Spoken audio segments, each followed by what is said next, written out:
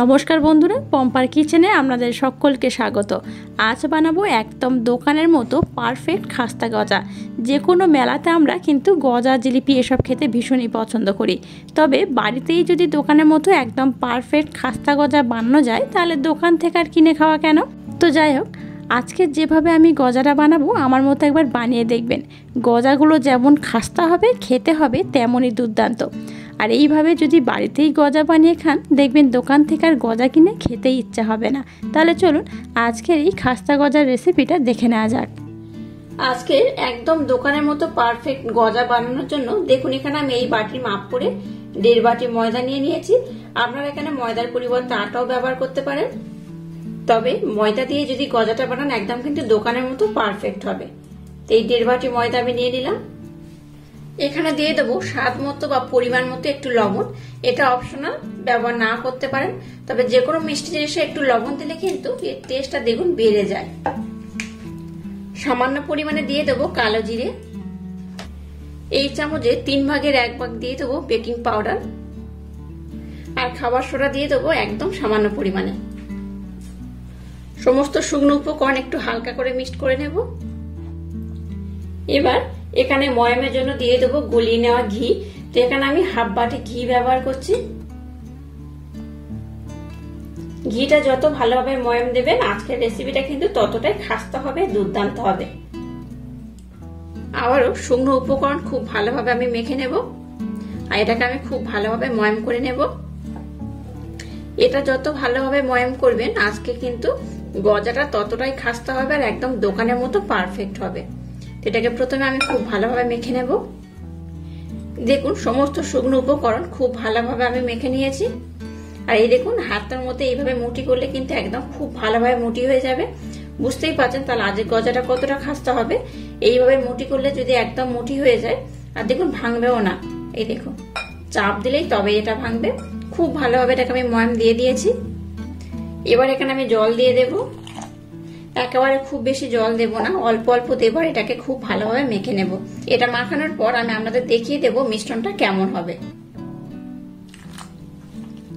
দেখুন এটাকে আমি খুব ভালোভাবে মেখে নিয়েছি। আর মিশ্রণটা কেমন হয়েছে দেখুন, খুব নরম হবে না আবার খুব টাইট হবে না, এই রকমই হবে। যেহেতু গজা বানাবো, গজার মধ্যে আমাদের অনেক লেয়ারের দরকার, তার কিন্তু মিশ্রণটাকে নরম করা যাবে না, তুলনামূলক একটু টাইট হবে। এই রকমই হবে, দেখতেই পাচ্ছেন।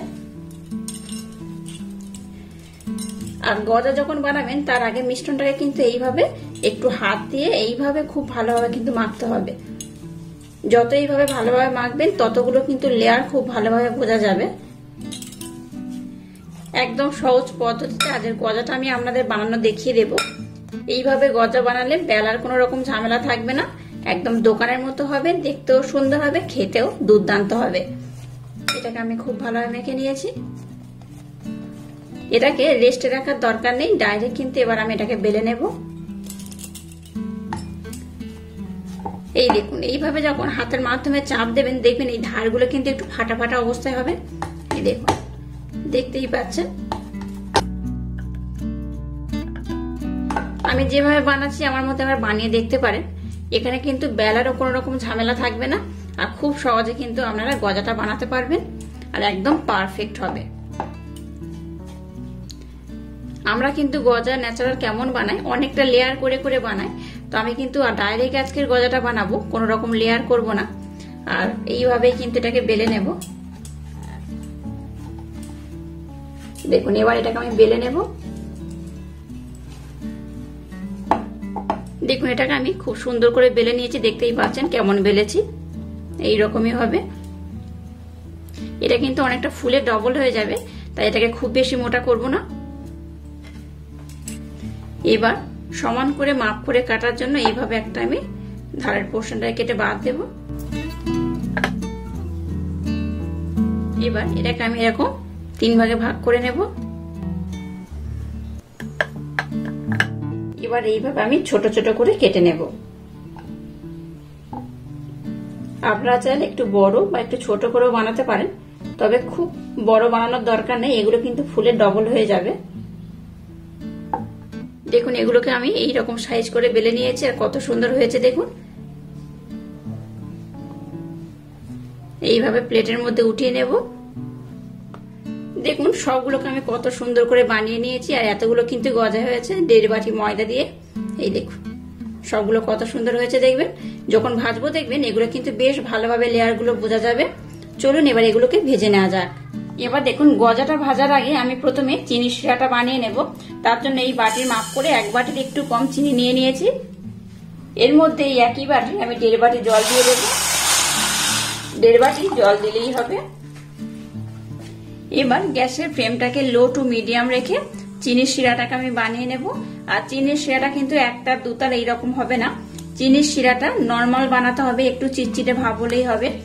শিরাটা যদি খুব ঘন বানান তাহলে কিন্তু গজাগুলো চিনির শিরা অ্যাবজর্ব করতে পারবে না, তাই চিনির শিরাটাকে কিন্তু একদম মিডিয়াম রাখতে হবে। একটু ঘন মানে চিটচিটে ভাব এলেই কিন্তু হবে, তো এটাকে একটার বা দুটার ওইভাবে বানাতে হবে না। তো যা গ্যাসের ফ্লেমটাকে লো টু মিডিয়াম রেখে প্রথমে আমি চিনির শিরাটাকে বানিয়ে নেব। এর মধ্যে সামান্য পরিমাণে এলাচ পাউডার আমি দিয়ে দিলাম। চিনির শিরাটা হতে থাকুক, ততক্ষণ আমি গজাগুলোকে ভেজে নেব। তেলটাকে দেখুন আমি একদম হালকা গরম করেছি, খুব বেশি কিন্তু গরম করা যাবে না, একদম হালকা গরম হবে, এখানে গজাগুলো ভাজতে হবে। এবার দেখুন এই হালকা গরম তেলে গজাগুলোকে আমি ছেড়ে দেব। দেখতেই পাচ্ছেন একদম হালকা হয়েছে। এইভাবে যখন গজা দেবেন তখন বুঝতে পারবেন যে এইভাবে হালকা হালকা বুদবুদ হবে, তার মানে জানবেন যে তেলটা একদম পারফেক্ট গরম হয়েছে। এখানে আমি গজাগুলোকে দিয়ে দেব। এবার এখানে কিন্তু কোনো রকম হাতা ব্যবহার করবেন না, জাস্ট কড়াটাকে ধরে এইভাবে একটু নাড়াচাড়া করে নেবেন, দেখবেন এটা অটোমেটিক তেলের উপরে ভেসে উঠবে। আমি এইভাবে একটু ঘুরিয়ে ফিরিয়ে নেব, এখানে কিন্তু কোনো রকম হাতা বা চামচ আমি ব্যবহার করব না। দেখুন এগুলো কিন্তু অটোমেটিক ভেসে উঠছে, দেখতে পাচ্ছেন। এবার আমি একটু হাতা দিয়ে নাড়াচাড়া করে নেবো। এই দেখুন অটোমেটিক কিন্তু ফুলে ভেসে উঠছে, আর কত বড় বড় হয়ে যাচ্ছে দেখুন, একদম ডবল হয়ে গেছে। এই দেখুন এবার আস্তে আস্তে এগুলোকে আমি উল্টে দেব। আর গ্যাসের ফ্লেমটাকে একদম লো রেখে এগুলো ভাজবেন, নতবা কিন্তু এগুলো বাইরে থেকে পুড়ে যাবে, ভিতরে কাঁচা থাকবে। যখন দেখবেন গজাগুলো ফুলে ফুলে তেলের উপরে ভেসে উঠবে তখন গ্যাসের ফ্লেমটাকে একদম লো টু হালকা মিডিয়াম দিয়ে এগুলোকে কিন্তু ভেজে নিতে হবে। এখানে হাতা ব্যবহার করার দরকার নেই, এগুলো কিন্তু জাস্ট অটোমেটিক ফুলে উঠবে। জাস্ট এগুলোকে একটু উল্টে পাল্টে লাল লাল করে ভেজে নিলেই হবে। দেখুন গজাগুলো ফুলে ডবল হয়ে গেছে। এই দেখুন কতটা সুন্দর হয়েছে। দেখুন যে কোনো দোকানের গজাকেও কিন্তু হার মানাবে। বাড়িতে বানানো এরকম গজা আশা করছি আপনাদের ভীষণ ভালো লাগবে। একবার আমার মতো ট্রাই করে দেখবেন। এই দেখুন কতটা ফাটল হয়েছে। দেখুন এই দেখুন গজার যেমন লেয়ার হয়, লেয়ার না বানিয়েও কিন্তু একদম লেয়ার হয়ে গেছে, দেখতেই পাচ্ছেন। একটা দেখাচ্ছি দেখুন, এই দেখুন এইভাবে কিন্তু ফাট ফাট ধরে গেছে, আর এই দেখুন বেশ কতটা লেয়ার হয়েছে। এই দেখুন দেখতেই পাচ্ছেন অসম্ভব সুন্দর হয়েছে। এই দেখুন এইভাবে বাড়িতে একবার হলেও আমার মতো গজাটা বানিয়ে দেখবেন, দুর্দান্ত খেতে হয়।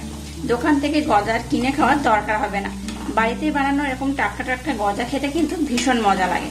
তো যাই হোক গজাগুলোকে আমরা চাইলে আর একটু বেশি লাল করতে পারেন, নতুবা এইরকমই রাখতে পারেন। তো আমি আর একটু লাল করে নেব।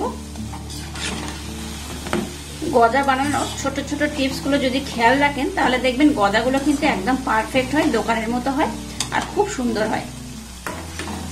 গজা ভাজার সময় গজা তেলের মধ্যে দিতে হবে একদম হালকা গরম করে তেলটাকে। আর তেলের মধ্যে দেওয়ার পর কিন্তু কোনো রকম হাতা পাতা ব্যবহার করা যাবে না, জাস্ট কড়াটাকে একটু ঘুরিয়ে ফিরে নাড়াচাড়া করলেই হবে। দেখুন কতটা সুন্দর হয়েছে। আচ্ছা এটাকে আমি বেশ লাল লাল করে নিয়েছি, আর বেশি লাল করব না। এই গজাটাকে ভাজা হয়ে গেছে, এবার এটাকে আমি উঠিয়ে নেব। এদিকে দেখুন চিনির শিরাটাকেও আমি খুব ভালোভাবে রেডি করে নিয়েছি। আর চিনির শিরাটা কেমন হয়েছে দেখুন, খুব ঘন নয় আবার খুব পাতলা না, একটু হালকা হবে, চিটচিটে ভাব হবে। আমি আপনাদের বলেছিলাম একটু চিটচিটে ভাব হবে, সেইভাবে বানাতে হবে। তো যাই হোক শিরাটাকেও আমি রেডি করে নিয়েছি। এবার আমি গ্যাসটাকে বন্ধ করে দিলাম। এবার দেখুন গরম গরম তুলে একেবারে আমি এই গরম শিরার মধ্যে দিয়ে দেব। সবগুলোকে এই শিরার মধ্যে আমি দিয়ে দেব।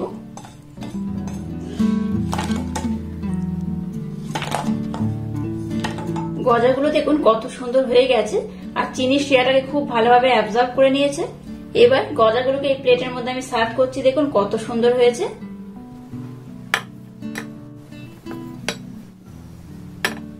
দেখুন সমস্ত গজাগুলোকে আমি খুব সুন্দর করে বানিয়ে নিয়েছি, আর কত সুন্দর হয়েছে দেখুন, একদম দোকানের মতো হয়েছে, খাস্তা মুচমুচে, আর ভিতরে কিন্তু ভীষণ নরম, ভীষণ সফট। দেখে বুঝতেই পারছেন এর মধ্যে কিন্তু বেশ ভালোভাবে চিনির শিরাটা চলে গেছে। এই দেখুন, এই দেখুন আমি আপনাদের তো ভেঙেই দেখাবো কত সুন্দর হয়েছে। তাও এখানে দেখুন, এই দেখুন একটা ভেঙে দেখাচ্ছি, দেখুন ভিতরটা দেখুন, একদম দোকানে যেমন হয় ঠিক সেই রকমই কিন্তু হয়েছে। এইভাবে অবশ্য ট্রাই করবেন, আর যেমন করে আমি মাপ নিয়েছি সেই মাপ নিয়ে কিন্তু গজাগুলো বানাবেন। এই দেখুন ভিতরটা দেখুন, একদম রস চলে গিয়েছে। এই দেখুন চিনি শিরাটাকে কিন্তু এই গজা খুব ভালোভাবে অ্যাবজর্ব করেছে, দেখে বুঝতেই পারছেন। আর ভীষণ টেস্টি হয় এই গজাগুলো, দোকান থেকে দেখবেন আর কিনে খেতে ইচ্ছাই করবে না। এত সহজে বাড়িতে এইভাবে যদি গজা বানিয়ে নেন, বাচ্চা থেকে বড় সবাই ভীষণ মজা করে খাবে। আর আজকের এই গজার রেসিপি যদি আপনাদের ভালো লাগে তাহলে চ্যানেলটাকে লাইক, শেয়ার, কমেন্ট এবং সাবস্ক্রাইব করবেন, আর পাশে থাকা বেল আইকনটা প্রেস করে দেবেন। তাহলে টাটা, আবার দেখা হচ্ছে নতুন কোনো রেসিপি নিয়ে।